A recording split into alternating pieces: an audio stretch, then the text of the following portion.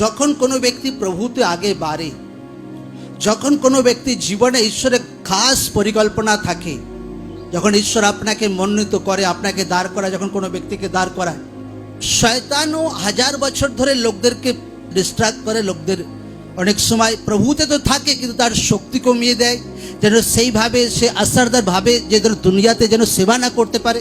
একটা ব্যাপন, একটা অস্ত্র শয়তান প্রভুর লোকদের জীবনে বহুত ইউজ করে, আর সেটা হচ্ছে বাসনা। জোরসে বলো কি? মনের একটা লালচ, মনের একটা আশা। এই বাসনা বহুত পরিমাণে লোকদের জীবনে ইউজ করে।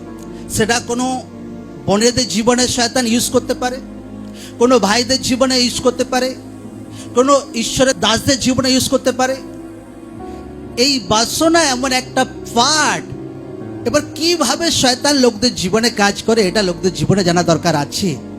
কারণ হার এক ব্যক্তি, সবাই এখানে তো বসে তো থাকি, কিন্তু আসলে আমি আপনাকে কাহিনী বলে দিচ্ছি, মনের পেছনে হার এক ব্যক্তি অল টাইম একটা লড়াই লড়ে যায়। ফাইট চলে কিনা? হ্যাঁ, যেটা আপনার পরিবার কোনোদিন দেখতে পায় না, যেটা আপনার হাজবেন্ড দেখতে পায় না, কিন্তু মনের পেছনে অল টাইম আপনার একটা বিশ্বাসের লড়াই চলছে, বিচারধারা নিয়ে লড়াই চলছে।